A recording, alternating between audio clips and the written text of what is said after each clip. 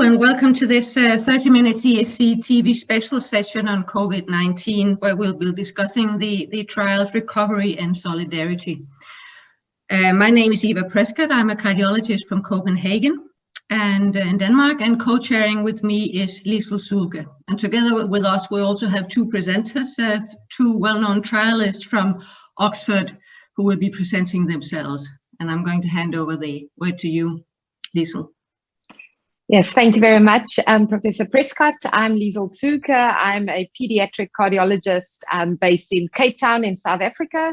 And I look forward to this discussion with our two Oxford trialists. So I'm going to hand over straight away to the recovery trial, and Dr. Marion Mafham, who is from Oxford, will be presenting. Thank you very much. Over to you. Thank you very much. It's an enormous pleasure to be here to be able to present the design and key results of the recovery trial. Here is my conflict of interest. The top two paragraphs relate to the recovery trial itself. And as you can see from the bottom paragraph, I comply with our departmental policy, as does Professor Peto, of not accepting personal payments from industry. And you can find out more details using that link. So recovery is a large, simple trial set up to address an urgent research need to generate reliable evidence about what works in patients admitted with COVID-19. It's simple design, so simple eligibility. Patients had to be hospitalized with suspected or proven COVID-19.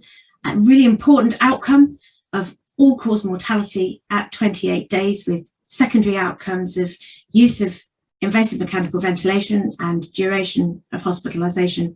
Simple randomization with the allocated treatments prescribed by doctors on the ground, and simple data collection systems with a one-page randomization form shown here on the right in its entirety, and a one-page form completed at 28 days.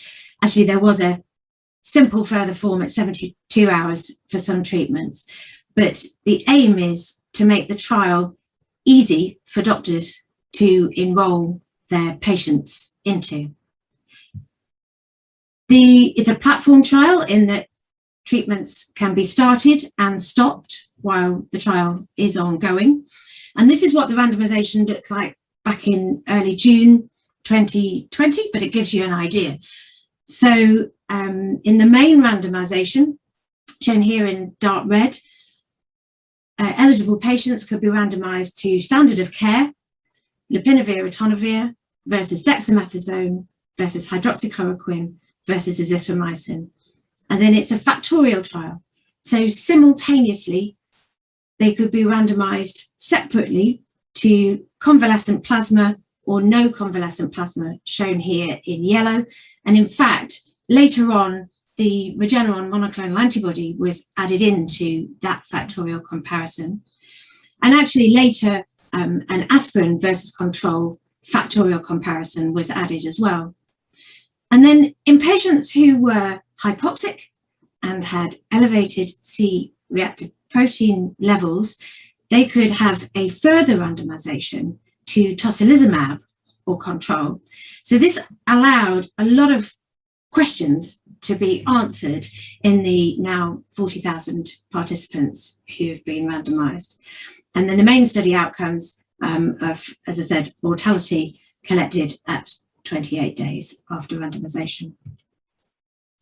So I'm going to talk about the more recent results, but I just cannot talk about recovery without showing this really quite remarkable plot. And I don't think I'm ever going to forget the first time I saw these results in our team meeting back in June last year. And what you can see here is that allocation to dexamethasone produces a 17% proportional reduction in the risk of death in people hospitalized with COVID-19. And there's also evidence that the treatment is more effective among those people who have greater lung involvement at baseline. So among the people who were already receiving mechanical ventilation at randomization, allocation to dexamethasone reduces the risk of dying by a third. This means that for every 8 patients in ICU on a ventilator who are treated, 1 life is saved. These are really clear results which were rapidly adopted by guidelines, regulators and clinical doctors around the world. And it's estimated that steroid treatment has saved 1 million lives during the COVID pandemic so far. But I'm now going to fast forward to January 2021, just to touch on this other important result. So you remember that patients who were hypoxic and inflamed could be randomized to tocilizumab or control. And what we showed in January was that randomization to tocilizumab produced a 15% proportional reduction in death among that group of patients. And importantly, this was on a background of high steroid use, so 82% of that population were treated already with steroids, showing that additional immunomodulation on a background of steroid treatment could further drive down mortality. And then more recently, in fact, last week, we saw this result on the monoclonal antibody, in fact, a combination of 2 monoclonal antibodies produced by Regeneron. So these are 2 monoclonal antibodies that target different epitopes on the SARS-CoV spike protein. Now, this comparison included just under 10,000 people, and about a third of them were antibody negative at baseline. So they had no detectable antibodies in their blood to the SARS-CoV virus. And it was pre-specified that the primary analysis for this comparison would be all-cause mortality in the people who were antibody negative at baseline. And in that group, allocation to the monoclonal antibody cocktail reduced the risk of death by 20%. This is important, not only because it shows that this particular drug works, but also that effective antiviral therapies have a role to play in preventing death in people who are already hospitalized with COVID-19. This effect in the antibody negative group was consistent across a whole range of subgroups, including ventilatory status at baseline, duration of symptoms, duration of hospital stay prior to randomization. So the important thing here is that this monoclonal antibody is effective in people who are antibody negative and hospitalized, irrespective of their other features. So I want to just acknowledge these other 6 important results. So at various points over the last 18 months, recovery has shown that a number of treatments are not beneficial or have little or no benefit in patients hospitalized with COVID-19, including some quite high profile treatments like hydroxychloroquine and particularly convalescent plasma, which is very labor intensive to collect and produce. And these results are really important because they allow healthcare systems to focus on treatments that do work. So in summary, by designing a very large, simple trial, recovery has enabled randomization to become an essential part of good clinical care, and it absolutely has to be. We cannot justify arbitrary use of unproven treatments in a pandemic or outside of a pandemic. And trials need to study important outcomes. They need to be large enough to produce reliable results. And to do that, they have to be easy for doctors and patients to take part in. And as we've shown, compelling results change practice and save lives. So lastly, I'd just like to acknowledge the huge amount of work from the recovery coordinating team, the lead investigators, researchers and doctors all over the country, and of course, importantly, the 40,000 participants who've directly contributed to the trial. Thank you. Great, thank you so much. Really appreciate the lovely overview and also of not only your more recent papers, but also right from the beginning. I wonder if I could start with a question relating to the heterogeneity of the participants, which I think is particularly interesting. You've used virtually the sort of whole breadth of the type of patients that are presenting. And this obviously allows us to use these results in different ways going forward, and is therefore a bit more applicable. Perhaps what you're maybe seeing in the UK at the moment, we're not seeing that in South Africa, is patients presenting perhaps less critically ill than before. So over the last year, you've had lots of patients, and in both of these, or all three of the studies, you've presented ventilation or critically ill patients. And the one area was patients that were either not on oxygen in the dexamethasone group or not as critically ill. And I wondered about the applicability to that group of patients, because it may be the group of patients we're going to see more commonly now that vaccines are starting to reach the numbers that you have in the UK. Yes, thank you. And I think that's a really interesting point. I think the dexamethasone result strongly suggests that that therapy is targeting a response within the lungs, which is already underway if you're requiring oxygen or invasive mechanical ventilation. Of course, practice of invasive mechanical ventilation changed during the pandemic in the UK as well, with far fewer patients being actually ventilated.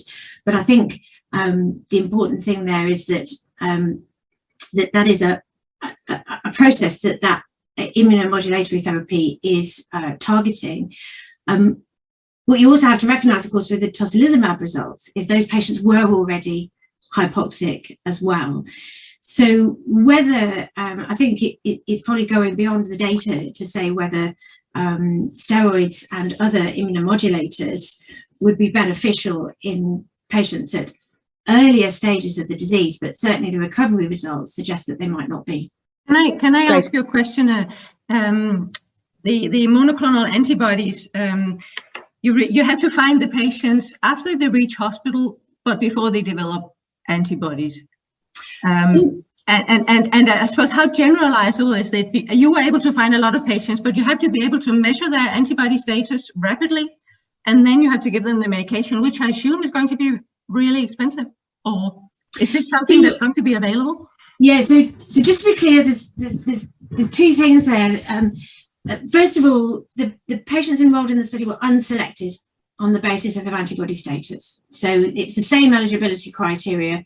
They had to be hospitalized with COVID-19 and have no obvious contraindication to the drug, and the drug had to be available at the site.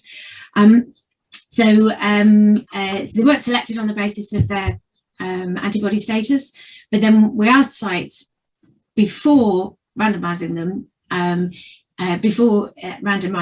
to collect a sample, send it off to their local lab, and then we put in place systems to be able to collect those results. So we weren't able to establish the antibody status in everybody. So there were about 15% of the population where that system didn't work. Something happened to the sample or something happened to the results, but actually that did allow us to identify a relatively large group of people who were antibody negative at baseline. Obviously, this does have implications for antibody testing in clinical care, which is a different problem, not our problem, but is a different problem.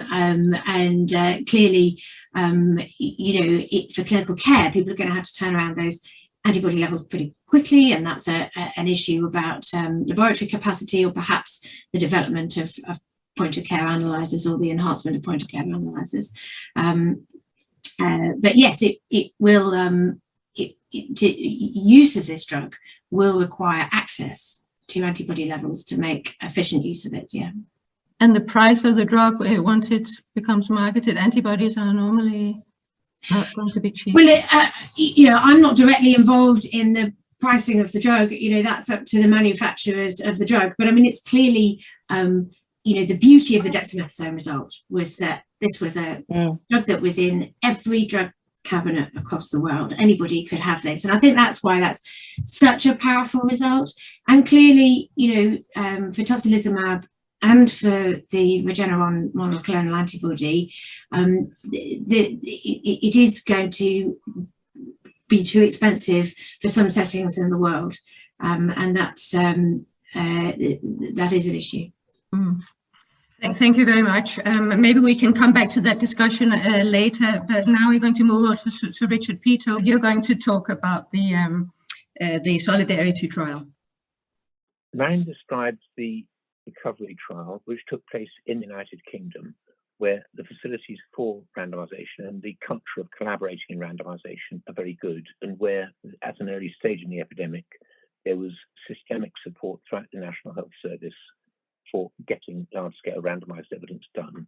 And the result was rapid randomization and a succession of clear answers, as Marion's described. Now, the World Health Organization also wants to get large-scale randomized evidence, large, simple randomized trials. And it's taken the opposite strategy of working with many countries in order to involve many countries. So involving many countries is part of its priority, as well as trying to get answers. And it's run 2 trials. There's the first Solidarity trial in 2020, which was evaluating 5 drugs. And there's a new Solidarity trial starting now, which is evaluating 3 drugs. And the new one is evaluating artesunate, infliximab, and imatinib. These are old drugs repurposed for COVID. Artesunate is the standard treatment for severe malaria, actually the mild malaria as well. And this is the intravenous regimen for severe malaria in places where there might be malarial resistance. It's exactly the same. Infliximab is a standard treatment for severe psoriasis. This is exactly the dose that is given in the treatment of severe psoriasis, 5 milligrams per kilogram once only IV. And imatinib, Gleevec, is a standard treatment for chronic myeloid leukemia, for most cases of chronic myeloid leukemia. And it is given at this standard daily dose, but it's given long-term rather than just the 14 days as in Solidarity Plus. So these should be safe treatments. The question is, are they going to be effective? And for that, really large numbers are going to have to be randomized. We shouldn't be expecting large treatment effects, but it's still a moderate effect could well be worthwhile. The WHO strategy has been to involve many countries. And you can see this here. There's the list of the countries that are already signed up for Solidarity Plus, more than 600 hospitals in 48 countries. Let's see if they can get the numbers required. At the moment, there's a lot of enthusiasm. These drugs look as though they're safe. The question is, are they moderately effective? Now, I want to go back to Solidarity 2020, to the first Solidarity trial. This started in the same month as Recovery, and the WHO trial, the 2020 Solidarity trial, again in hospitalized COVID, had 5 arms, 4 drugs, each with the same control group: hydroxychloroquine, lopinavir, interferon, and remdesivir. And a total of 14,000 patients were randomized, including 8,000 who were randomized for remdesivir versus control, because when basically the WHO gave up on the other treatments, they continued randomizing for remdesivir for as long as the drug supplies held out. So the first report on this trial included 4,000 patients, remdesivir versus control, and I expect the final report will be published before the August ESC, and that will include 8,000. So I'll give the results of the 4,000, but the points made, I think, will be the same. Now, I want to look at the trials that have been done for remdesivir. Remdesivir is an expensive drug. It's been approved by the FDA. It's widely used in countries where health systems can afford it. And I want to look at the randomized evidence on remdesivir and the non-randomized evidence on remdesivir. The main trials have been a placebo-controlled trial done by the US National Institutes of Health, randomized trial with 1,000 patients in it. Now, this, because it's placebo-controlled, is reliable for soft endpoints as long as you adjust for the imbalances that can arise when you've randomized only 1,000 patients. Because if you randomize just 1,000 patients, then you play a chance and produce some quite big differences between those who are allocated active treatments and those allocated control. It can happen just by chance. But it does mean that because it's placebo-controlled, you can assess soft endpoints, like time to fitness for discharge. But because there's only 1,000 patients in it, it's difficult to get, well, you can't really get reliable evidence on mortality. There have been 8,000 in the open-label WHO randomized trial. This is reliable for major endpoints such as mortality, but for softer endpoints like time to discharge, well, actually it gets the right answer. It says that if you put any patient on any drug, whether it works or not, then you'll keep them in while you give the drug. And so although the NIH trial said, yes, they're fit for discharge a little bit earlier, a day or two earlier, if you give them remdesivir, the WHO trial also correctly said, actually, if you give them remdesivir, they'll finish up staying in hospital for longer, just because if doctors are giving something, it'll keep patients in who would otherwise be discharged. So you get fit for discharge earlier, but actually get discharged later. So that's one difference between open label and placebo. Open label gives you the right answer about, whether you're going to require extra hospital care or less hospital care. But more importantly, it gives unbiased evidence about mortality. It's a strict randomization that matters for mortality. Now, in addition to this, there have been 100,000 in 3 big real-world evidence studies. These are database analyses. These aren't randomized trials, and so we've got no guarantee that the people who got remdesivir are comparable with the people who didn't get remdesivir. There's a big trend at the moment towards saying we must get real-world evidence, but randomization is often essential because you don't know why do some patients get remdesivir and why not. There are reasons for this. And unless you choose at random, there's likely to be systematic differences one way or another between those who actually get remdesivir and those who don't. And this is true for cardiology as well. And cardiology has been probably the best of all the medical specialties in terms of embracing properly randomized evidence. But still, there's lots and lots of siren voices saying, oh, we've got a huge database, we've got machine learning, we can analyze it, we can do propensity score matching, we'll tell you the answer as to whether your drugs work or not. Well, for any drug in cardiology, doctors do have reasons for giving drugs. And there are systematic differences between those who get given a particular treatment in cardiology, in COVID, and those who don't. And it isn't possible to trust these things. So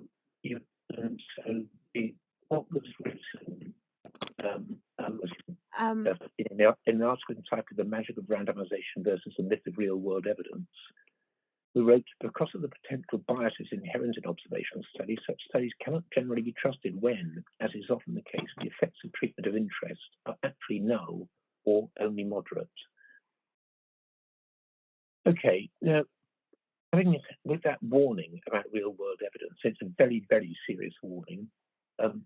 Let's get back to the randomized evidence. So I'll start with selected findings from the NIH placebo-controlled trial, which was on 1,000 patients. They found in the better prognosis patients who were not ventilated, remdesivir definitely reduced median time to recovery, but by only about 1 or 2 days. So these patients will all get out of hospital fairly soon, typically around a week or so.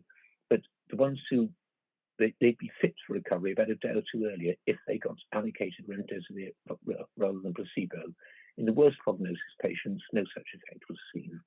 So it's not a very big effect, but does it translate into anything on mortality? That's the question. I'm going to just stay for the moment, though, on the effects on time to discharge. So this is a rather complicated looking thing, but we've got those who are not on oxygen at all at entry, not very many of them. Those who are on low flow oxygen at entry, good prognosis, rather more of them. And then those who are on high flow oxygen or non-invasive ventilation, then the ones who are on invasive ventilation or ECMO. And these are the poor prognosis patients, these are the good prognosis patients. And you can see this recovery rate ratio, COTS regression recovery rate ratio, favors remdesivir. A higher recovery rate is better, it is a good thing. Okay, but the gain is only 1 or 2 days in median time to recovery. And then in the poor prognosis patients, no material effect on median time to recovery, on time to recovery, or with a proper COTS regression analysis of it. But the thing to note here are the red numbers. Just by chance, in terms of good prognosis patients, it was 307 remdesivir versus 266. And it went the other way around in the poor prognosis patients, 226 versus 252. You can look at it the other way. In the placebo group, it was about half and half, good and poor prognosis. In the remdesivir group, it was 300 good prognosis and 200 poor prognosis. So, and this difference is, it's statistically significant, but it arose by chance in the randomization process. But it needs to be allowed for if we're going to work out what these treatments do. And well, so really overall, we should say there's this gain of 1 or 2 days when we look within these, and not much when we look within the poor prognosis patients. But if you mix them without allowing for this difference, you finish up saying there's a 5-day difference in median time to discharge. And if you look at various groups like these last 3 groups, then you finish up saying there's an 8-day difference. And it was these claims of 5 days difference, 8 days difference in time to recovery that led to the FDA approval of remdesivir for the treatment of COVID. But neither the published paper, the NIH's paper, nor the FDA analyses made allowance for this chance imbalance, unfortunately. So this chance imbalance favoured remdesivir. So any findings that combine lower and higher risk patients depend on whether this is allowed for. If it is allowed for, you've just got a gain of 1 or 2 days in the good prognosis patients. Okay, what about mortality? So here's the results of Solidarity. It's the preliminary results from Solidarity, which are in the New England Journal, on mortality. And you can see in the poor prognosis patients, actually it goes probably by chance the other way around. Whereas in the good prognosis patients, it goes perhaps by chance in favour of remdesivir. Rate ratio of 0.86. This is 1.20 against. And if you put all the evidence together from all the trials, the Solidarity trial, the NIH trial, a couple of smaller trials, then that reinforces the idea there might be a small effect in the good prognosis patients, maybe gaining 1 or 2%, but there is no apparent benefit in the poor prognosis patients. So that's the situation thus far, and there's no reason to believe it's going to change when we get more final results. And I think the point is that we had this imbalance in the other trial, and it should have been allowed for in interpreting the evidence. So combining data from all 4 trials, Solidarity with 8,000, the NIH trial 1,000, 2 smaller trials, total about 10,000. Remdesivir versus not death rate ratio is 0.91. Is that real? Is it not real? Well, P was 0.20. What does one do with that? This slightly favourable remdesivir result could have arisen just by chance if remdesivir does nothing. The real death rate ratio is 1 in all trials. Or there could be a small benefit in low risk patients, but not a big one. More evidence is needed, but better drugs are needed even more. Now, the problem is that when we turn to the real world evidence, instead of seeing these relative risks of 0.9 with confidence interval running back 0.8 to 1.0, one of them, the results, one of the real world studies published yesterday, actually finished up claiming a relative risk of 0.5 with narrow confidence intervals based on very big numbers, but the wrong answer. And that's what real world evidence does. It can get wrong answers. And if it gets the right answer, you don't even know if it's got the right answer. So large, simple randomized trials still have much to offer. Trust the magic of randomization, not the myth of real world evidence. COVID has shown us just what complete chaos we'd be in if we'd just gone with, giving everything that might work to everybody in whom it might work. We wouldn't know what works. The things that work would have been given less enthusiastically. Lots of things that don't work would have been given. And the same was true in the West African Ebola epidemic. They tried just giving treatments and observing, but not randomizing, and finished up at the end of the epidemic, which was a big epidemic, with no reliable evidence as to what worked. And yet, in a much smaller Eastern DRC Ebola epidemic, they randomized and got clear evidence that a couple of the drugs did work. So it's including, as in COVID, the general antibodies. So I think we really do make mistakes if we don't randomize. And in cardiology, if we go back to the 1980s, it was when large-scale randomized evidence came in that we finished up with reliable evidence on the effects of antiplatelet treatment, of thrombolytic treatment, of beta blockade, of various other treatments in the acute phase. It was when we finished up with really beautiful evidence about the real effects of lipid lowering, which had just been chaotically muddled by inadequately randomized trials. I think there isn't any alternative, and we need to find practicable ways of making trials simple enough, be large enough, be reliable enough to help patients and doctors. Over the last 20 years, trials have become ridiculously more complicated. They've been damaged by good clinical practice guidelines. They've been damaged by the European Clinical Trials Directive. And these trials in COVID, I think, just show yet again we really need large, simple trials. Without them, we don't know where we are. We should use the excitement of these COVID results to reduce the unnecessary overregulation of randomized trials in the world. Thank you. Thank you so much, Peto. I think in the interest of time, we should all discuss these two trials. And I think your point is well taken about the level of evidence we should ask for, that we need the randomized trials, that we should take care with what we call real life evidence. But I think this is a particular problem at the beginning of the COVID, where we were frantically looking for how to treat this pandemic. But now we're in a different place. And I have to say that it's so inspiring to see that both of your trials were set up in March. I think both of your trials started in March 2020. So that was really very impressive that both of your trials could set up like this and have provided so much evidence of effect, and very importantly also evidence of not effect. But your trials are a bit different from what we normally have, of course, because we need the evidence rapidly in this pandemic.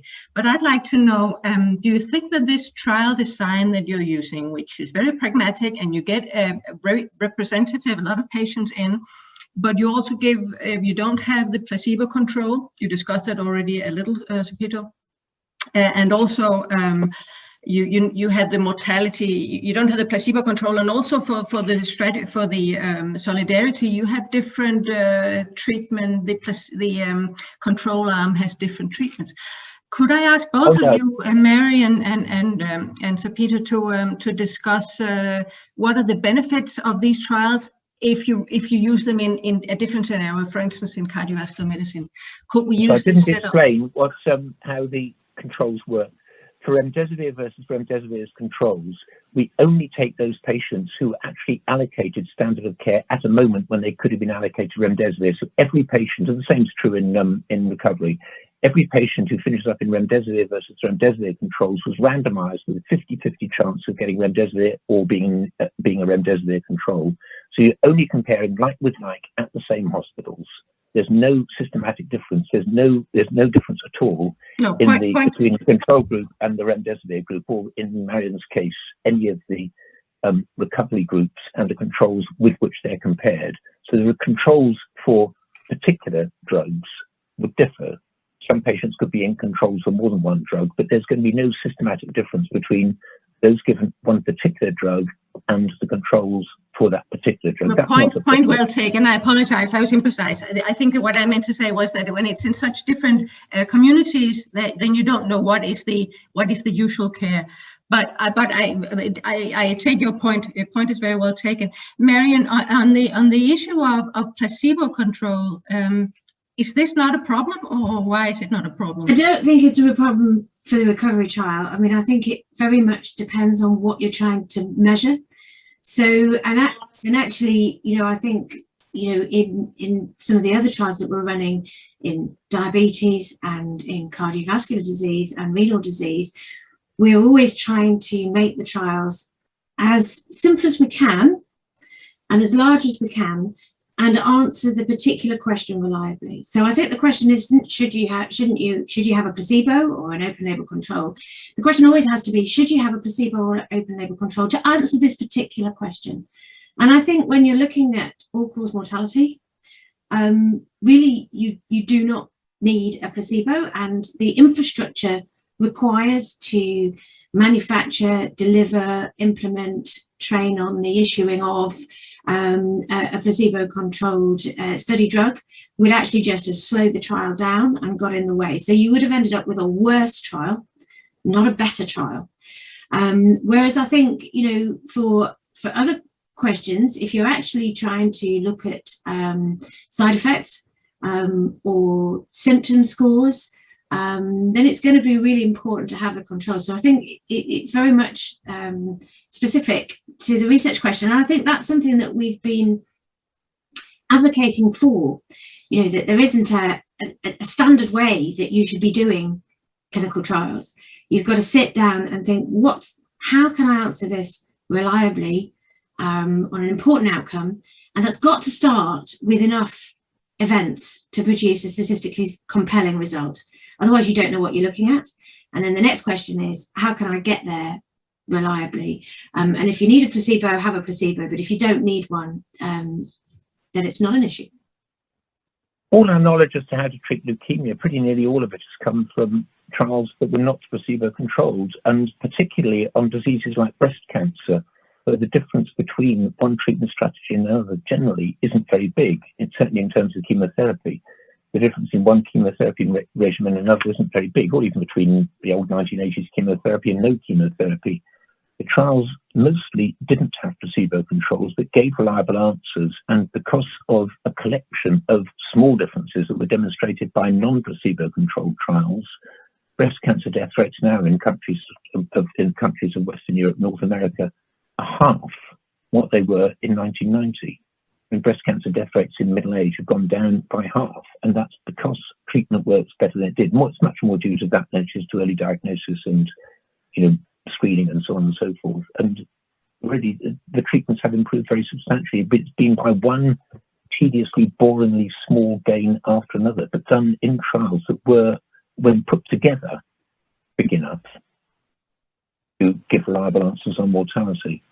But I think actually an interesting example is statins, because there, if you want to say, are they going to affect mortality? Well, you wouldn't really need placebo control, but you really, really would need serious randomization, strict randomization. But if you want to know about the side effects, about these supposed muscle pains, I shouldn't say supposed muscle pains. I mean, you can get real muscle pain from statins, but it's a rather rare process that can be picked up by measuring plasma levels of muscle degradation proteins. But that's a rather rare form of muscle pain. But most of the muscle pain that is reported on statins and that makes people discontinue them, you'd get the same discontinuation rates on placebo. So in the placebo-controlled trials of statins, you find a high rate of side effects being reported in the placebo group, and only very slightly different in the statin group. So it says that most of the muscle pain that is reported by patients who are put on statins out in the wild isn't real. And actually, it isn't caused by the statin. And so it would be reasonable to come back and do re-challenges and see whether it comes back again. So I think that's one where the placebo control has been essential to make sense. I think the same is true with a lot of drugs in psychiatry. Where you've got rather soft endpoints, you really do need placebo control. But where you're looking at things like death, the key thing you do need is strict randomization and big numbers, and placebo control can be an obstacle to that. Yes, definitely. But in cardiovascular medicine, we do have a lot of trials that do not have mortality, all-cause mortality as outcome. But of course, it's a different situation with COVID. Liesl, would you like to? I was wondering if I could just change the direction a little bit, because it's very interesting. One of the things that you've shown us so nicely, Peto, on the second slide, were all of these different countries that are going to be involved in this next phase. And I know that recovery is also involved in Nepal, for example, in the new enrollments. But these drugs, as we've seen the sort of process over the last 18 months, started for something that was incredibly cheap, like dexamethasone or aspirin. And now we even talked about it a little bit earlier, that we're getting more and more complicated, perhaps even some of the serology is not even available to be able to decide which particular drug is required. But at the same time, we're thinking very strongly about the equity element around COVID and what's happened between developing countries, developed countries, and people in high income countries that have not had accessibility to these drugs. With some of your drugs, we may wipe out our whole health system if we need to give it to 49% of our hospitalized patients. So I wondered what your feelings were about that, both of you, how these drugs are applicable to low and middle income countries, to people living in high income countries who are not having the accessibility to this kind of medical interventions. And are we doing the correct trials when we're looking at drugs that won't be available to 80% of the world?